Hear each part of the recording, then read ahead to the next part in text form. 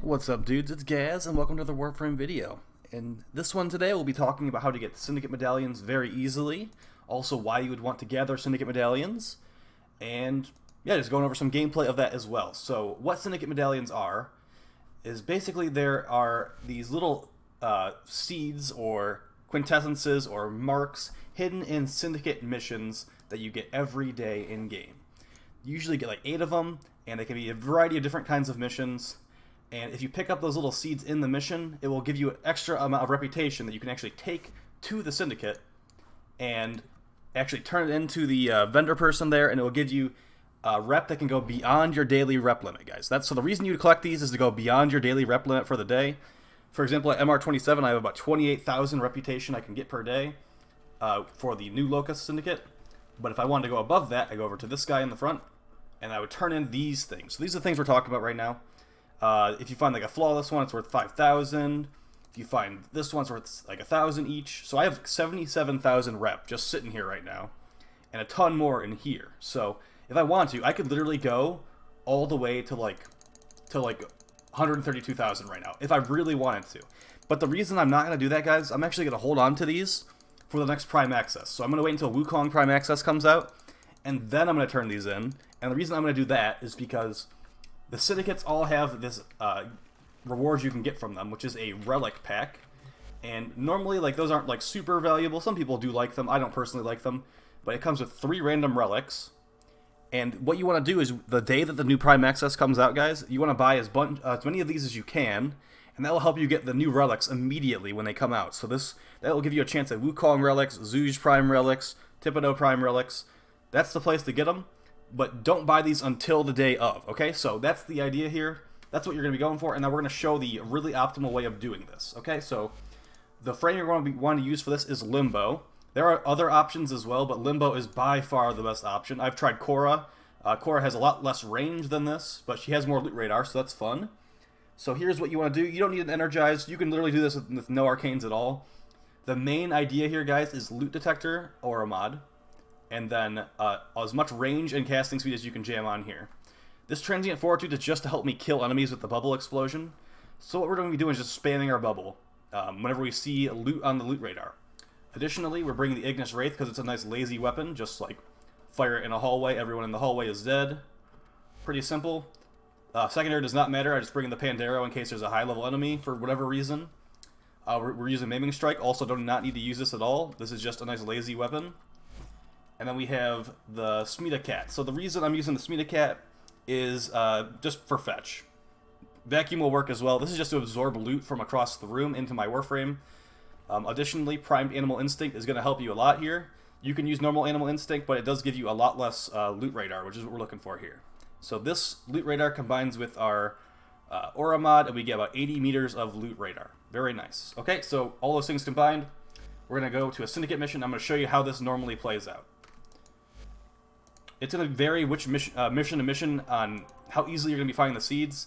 The places that some of them are hidden at are sometimes a little bit trolly. So you'll have to just get used to seeing things in your loot radar, detonating your Limbo bubble in that direction where that loot is on the loot radar.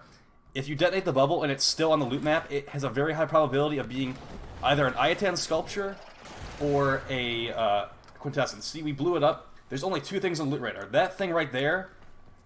Okay, so it absorbed into my loot, into my vacuum, so it was not a quintessence, guys. This one is still on the loot radar. We know to pick this up. Very easy. We know not to go into that room because there's no loot radar on the minimap. See up there? There's just an enemy in there. There's no loot. Over here, I'm going to check over here because there's loot on the loot map right there. And I saw the detonation. I'm pretty sure that's not a quintessence. Yep, we got close enough to it. It got absorbed into us. So this is what you're going to do. You're just going to look through the entire map for loot on your loot map and then just blow up your bubble. There's no reason to go over there for us. We can just do process of elimination, and we literally, like, the game kind of plays itself. Our bubble does enough damage to kill these Corpus. It does not one-shot the Grineer, sadly. And yeah, that's the general gist of this, guys. You can have some fun just spamming the bubble with Limbo and collecting loot. When you're fighting the Grineer, like, it's gonna take probably 4 or 5 bubble pops, maybe even more because of their armor, preventing the damage, or reducing the damage, not preventing the damage. So So yeah, this is the situation here. Hope you guys are ready for TennoCon tomorrow. So the reason I'm making this video is because a lot of people have been asking me about this, because I do this on stream, and it is very effective. See, like, we are just like, we're not even like really focusing on the game that much right now. We're just like looking at the loot radar for the most part. We can just spam aiming strike if we want to be super lazy. And just blow stuff up. Still in the loot radar, easy mode. Yep, right here, knew it. I don't think there will be one over there, but we'll see. Yep, none over there. A big thing about this, guys, is also making sure you check every corner of the map, because they hide these things in like every little room. Very nice. Very, very nice. And like I said, you can find I-10 sculpt. I found a lot of I-10 sculptures this method. Almost ran past that one. So far, we've like this mission gives you reputation for completing it, but if you pick these things up like extra, it's like it can be like 10,000 extra reputation for that mission, and they normally give like this one's given like 3,400, I think it is. So we're like tripling the rep we're getting from this by just taking a couple extra minutes to pick up these seeds throughout.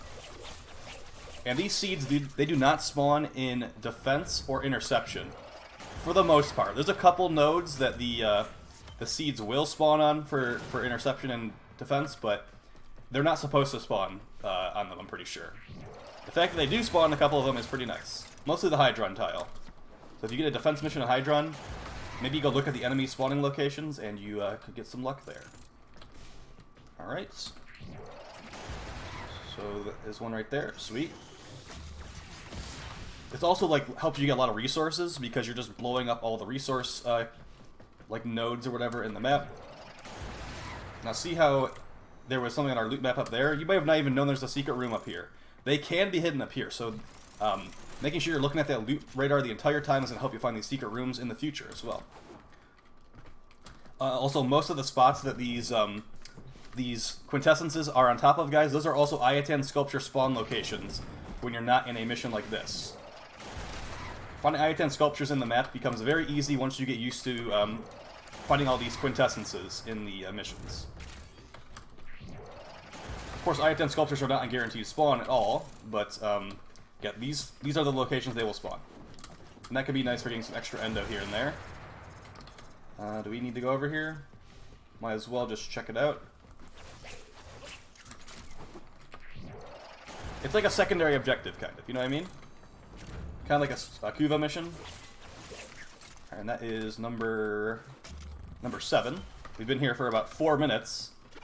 If we were doing this on Korra right now, guys, it would be much slower. The reason the Korra is much slower is the radius on her whip claw is like, I think it's like 20 meters with max range. And Limbo's radius is 44 meters at max range. And that's slightly bigger. Also, this works through walls. Korra's does work through walls as well, but like, when you have 44 meters of like through walls damage on objects, it's very, very handy for this. Some other options you can use here are Equinox. I've seen some people do Equinox. I definitely don't find that anywhere near as effective. The way you would do this with Equinox is you'd actually use the day form 4, get a couple, like an enemy's worth of damage stored up, and then release it on all these objects in your loot map. It's a lot less effective. You can also use Nyx to open loot box or open loot chests or whatever they're called, containers. But that's also very slow compared to Limbo. Limbo is just the fastest for this, guys. So we're missing one quintessence. Where may it be? Maybe over here? Okay, so I normally stop when I get 7 or 6 or 7. Like 8 is great as well, but we did miss it somewhere throughout the map. Me personally, I'm not considering that worth the effort of going back for. We'll take a quick look around here just to make sure it's not hidden in this final area. No, that is a alloy plate. Alright, we're just going to extract them. Hope you guys found this video helpful. Yeah, you can literally just do what I just did there on almost any Syndicate mission. Just because I'm in Paradigm Sequence doesn't mean that you can't do this for Red Veil, or Steel Meridian, or etc. So yeah, I hope you guys found this video helpful. I will see you tomorrow for some TennoCon reveals. There will be a video discussing what is shown at TennoCon for sure, after they are done showing that stuff off. Make sure that you watch 2 different parts of the stream, so the end part of TennoCon, like the Tenno Live, where they're showing the new reveals and stuff for like whatever they end up showing. If you've seen the spoiler video, you probably know some of that stuff. But at that part, that's when you get the Necros Prime for free.